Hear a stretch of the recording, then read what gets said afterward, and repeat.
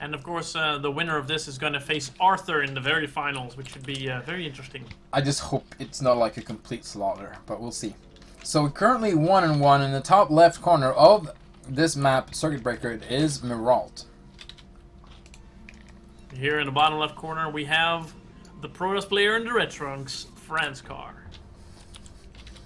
And Finn quoting me like a boss. That one's gone in the book.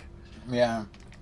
Now Franscar, hopefully he senses a larger choke and he puts down that this pylon can be a part of the wall if it needs to be. Yeah, I think he's actually moving his pylons a little bit further in front now compared to what he did. Maybe he's learning. This is good. Yes. It's sort of impressive if you can learn that, like, as you're playing a series. Because there's the temptation not to change too much because, you know, you haven't practiced it as much. Good point. Wow, this is really weird.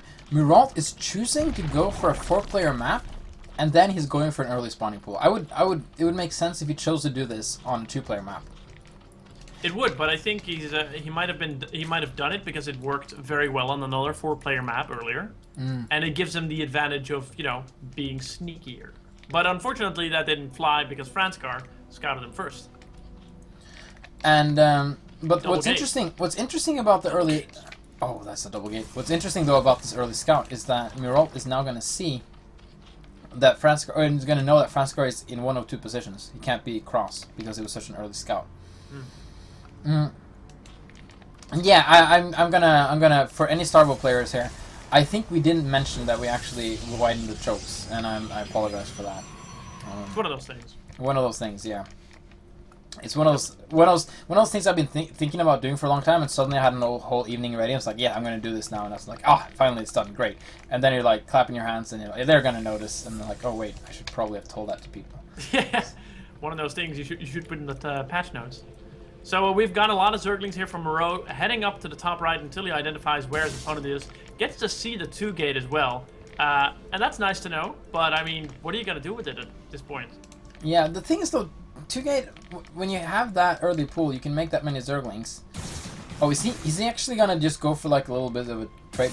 Oh, he's actually gonna start pick off the reinforcing zealots, which I like. No, is he gonna go for workers? I think he's looking to get some worker kills as much as possible, hoping to have the units pull back.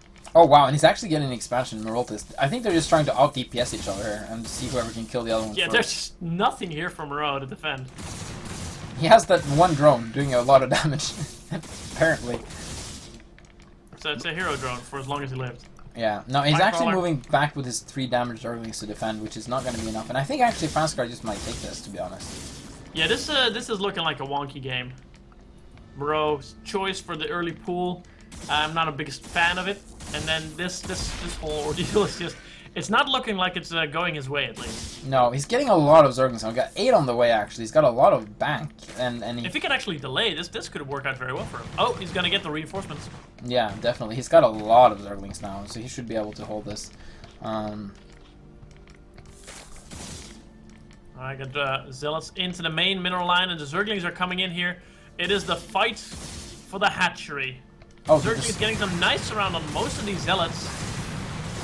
And there we go. That's the defense. And now we have still a lot of Zerglings left for Myrault. And we've got 2 gateways for Franscar that are sort of becoming more and more important as a defensive structure. Yeah, I think this is turning around for Franscar in a bad way. I think he might have a hard time actually dealing with this. Myrault might be able to defeat Franscar one more time in this. Is the stream better now? Someone said it froze, but it seems to be good on my end now. So I've not had any issues so far. okay, I think it was just for a very short moment.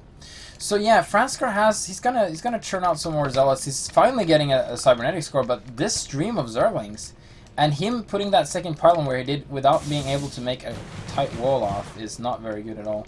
He's actually gonna try and hold the ramp. Hold the ramp! Oh, he's gonna lose a zealot, but here comes a lot of workers to try and hold the ramp with.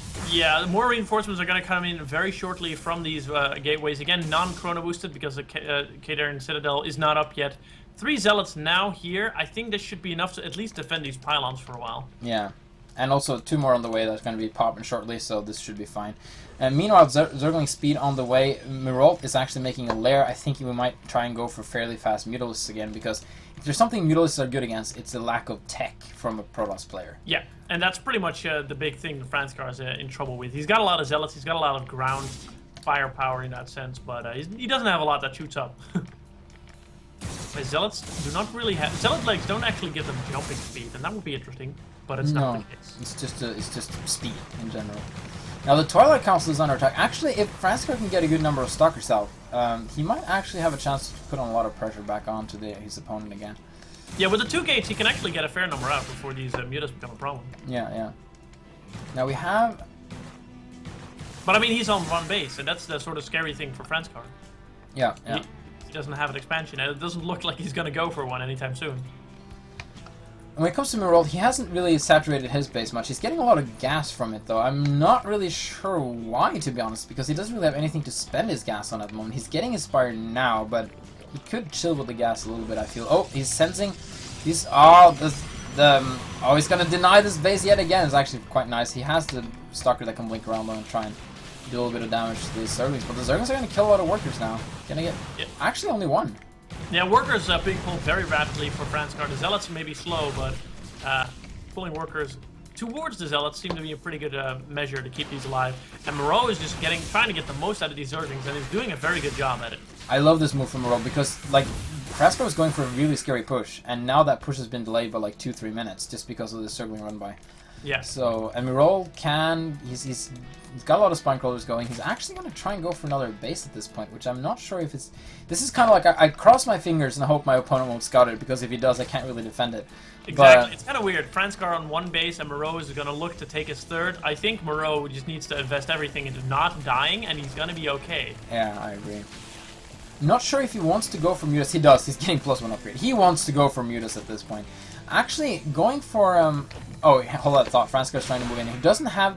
I don't think he has the high ground vision upgrade. No, he hasn't got any of the upgrades at all. So he can't just blink past his spine crawlers, which I actually like from a game design perspective. That if you go for this kind of build, you can't just do that. But the thing about Stalkers deal actually 2 damage. They like 2 attacks. So versus Stalkers, you want to get the Carapace because you're gonna negate 1 armor per damage. Yeah. You know what I mean? So not the attack at this point. But oh wow, that hidden expansion though, that's really well hidden. It is. And Mutas are actually coming in. They're swooping into the would-be natural, but there's nothing here. Franscar is beginning to run out of options and out of probes as these Mutas swoop in to take out the worker line. Yeah, for anyone wondering about the Stalkers in Starbuck, they look quite insane with like coming out with Blink being this fast, high ground vision upgrade, range upgrade. But the thing about them is they're really weak when it comes to stats. So yeah, they don't do very well in a straight-up fight at all. No. So that's how we can justify it. So it's much more of a mobile support and harass unit than it is a core unit in Starbow. Yeah, although any number of Franscar's units greater than itself is going to have to result in retreat, and that's what we're seeing here. Mutas doing their best at trying to keep the fire on.